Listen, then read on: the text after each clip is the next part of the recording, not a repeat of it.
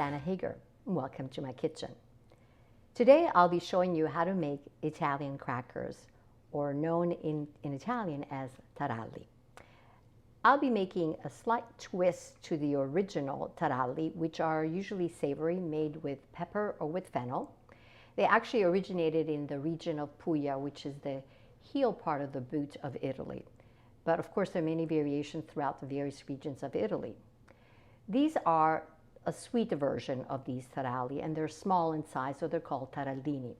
And this recipe was shared with me from my aunt Rosetta. This is my dad's sister, who was born and lived in Caserta and was a wonderful, wonderful baker. So we'll be making these Tarallini Dolci, as I like to call it, which means sweet Italian crackers. But if you want to learn how to make the savory type, either with fennel or with pepper, you can check my YouTube channel and you'll see a couple of videos related to these type of Italian crackers. And now we will go to the next step, which is to share with you the different ingredients that are involved in making this wonderful recipe.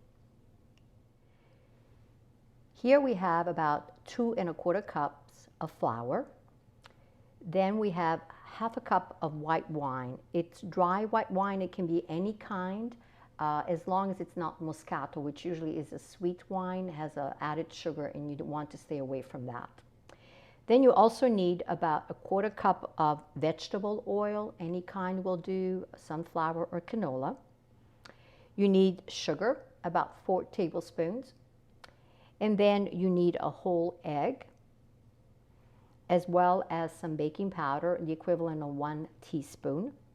And then last but not least, you need a zest from a lemon. And I have about 1/2 tablespoon of lemon.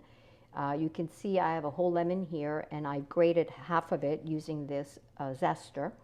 What's important is when you're removing or acquiring zest from the lemon peel, is that you don't want to go too far into the peel. When you start seeing white, you should stop, because that becomes bitter. You really just want to collect the top layer.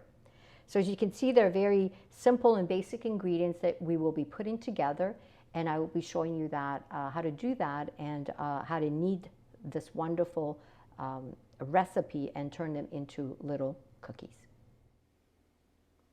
Whenever you're mixing dry and ingredients along with liquids like oil and wine, what I like to do, and especially if I'm going to be kneading those ingredients, as I'll show you in a minute, I like to create what's called fontanella. I was taught this as a child. It's a technique that's used for baking. And what I'm doing right now is I've taken the 2 1/4 cups of flour, and I'm creating kind of a little crater, so that as I pour the liquid ingredients inside, it won't overflow. So I'm going to be adding the egg. And you can use a spoon, you can use your hands. It kind of gets messy. You just want to start slowly incorporating the flour. You pull it in a little bit at a time. And when you have most of it, I'm going to add some more of also the dry ingredients, the sugar.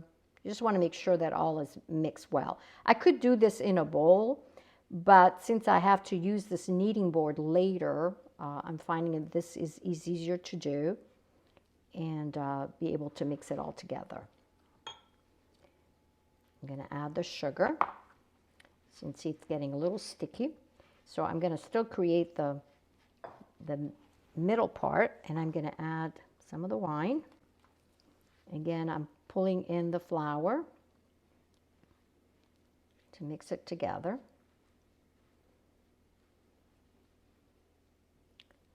Don't worry if it kind of runs over. Just make sure that you're incorporating all of it and that you're not going to be adding more flour. You need to use what you have here on the board.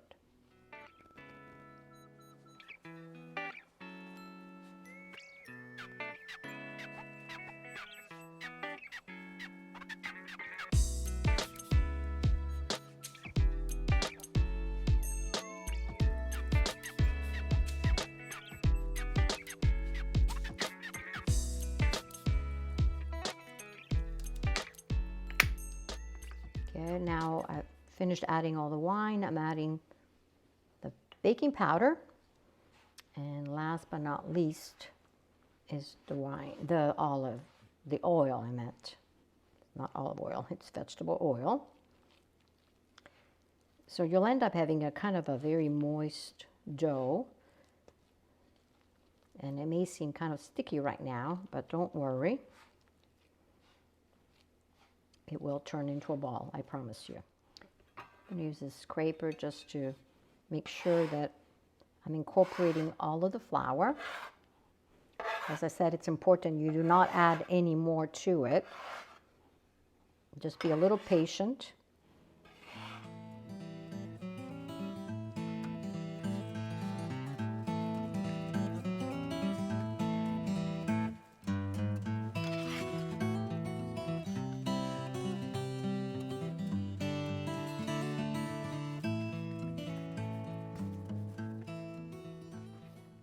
As you can see right now that the dough is turning into a beautiful ball.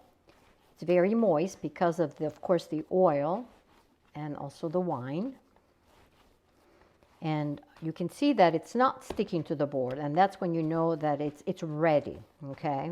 So I've incorporated all the flour. You can see the board is clean of flour. There's no more flour. All the ingredients have been well blended together. You don't need it to do this for very long, but you want to make sure, as I said, it doesn't stick. It doesn't stick to your hands, and it doesn't stick to the board. So I believe this is ready now to be rolled out and to be shaped into little tarallini. We will be turning on the oven at 350. So we'll go to the next step, and I'll show you how to roll it out and place it on a cookie sheet. And in the meantime, I will start preheating the oven, and as I mentioned, at 350. I've started rolling them out, and I'll show you two ways that you can do this. By the way, you may have noticed earlier when I was including all the ingredients that I forgot to add the lemon zest. So I've added it to the dough and incorporated well. It needed a little more to make sure it was well integrated in the whole dough. So as I mentioned, once it's ready to roll out, you want to make them kind of small, and I've started making them. You can see them on this cookie sheet. I put some parchment paper. They have a lot of oil, so you don't need to spray it. I just find it easier putting them on this type of paper when I need to flip them over, and they'll bake nice and evenly. So I like to use my thumb to make sure that they all come out roughly about the same size, but I do have a small thumb, so it'll take longer. And it's really just a question of aesthetics, how big you like them to be. So these three you see here, I've made them using my thumb, and I'll show you in a minute. This larger one here on the cookie sheet, I've rolled it and shaped it on the board. So you can choose whichever way you want to do it. If you have a lot of patience, you can use your thumb. It's going to take you a little longer. If you want to make them a little bigger just because time or the looks of it, you can roll a bit of the dough, as I'm doing now, and then shaping them into a little circle. You want to make sure that it's well sealed, because as it cooks or as it bakes, if it's not well sealed, it will separate and they will open up. It'll still taste wonderful, but it won't have the shape of the little ring. So that's how you can do it using the board.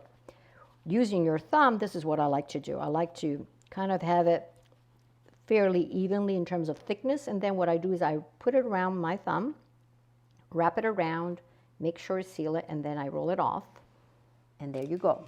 So as you can see, the hole is a little smaller, the size is smaller because of the size of my thumb, but it's just a question of preference. So it is a very easy process, but a little tedious, so you need a lot of patience. As you can see, I have quite a bit of dough, and so it's going to take a little while. So I'll show you when we get back how many have come out of all of this dough, how many tarallini, and how many cookie sheets you will need to bake these at 350.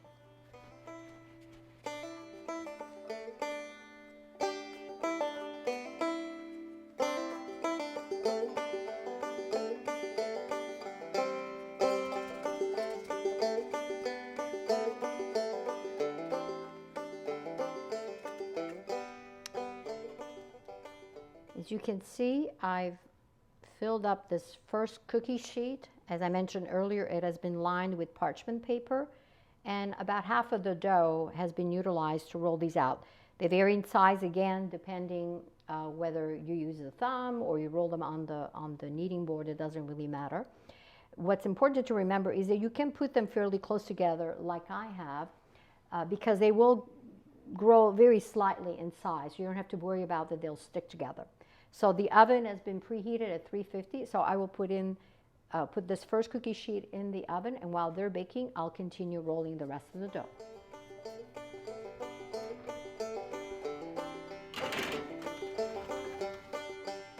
This first batch is ready to come out. They've been in here for about 25, 26 minutes.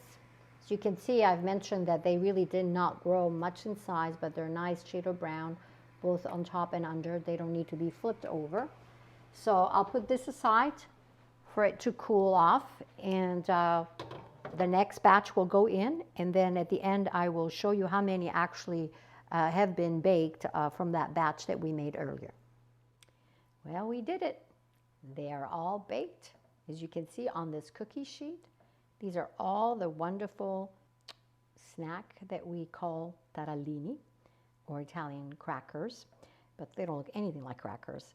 Of course, these are sweet, but these are perfect to be eaten with a nice espresso coffee any time of the day, or if you're a tea drinker in the afternoon, or even perhaps a midnight snack, because there's a very little sugar and they're so tiny. I'm sure there's very little calories. You can make these any time of the year, but I love to make these tarallini, especially during the holiday season, because I think it's a perfect gift to give to loved ones, neighbors, and friends, and to fill a wonderful goodie bag with these. But I always say it's important to try the product before you hand it out to others. So guess what? I have to try one. So I think I'll pick on this one. It's nice and chunky. As you can see, as I mentioned earlier, the sizes are a little different depending. Some I used my thumb, some I rolled out, and you'll see some are baked a little longer than others because being smaller, of course, they'll cook more. You may like them all a little darker, a little lighter. I leave it up to you to make that decision. These baked about 25 minutes, and that's how they turned out. But now, the taste test.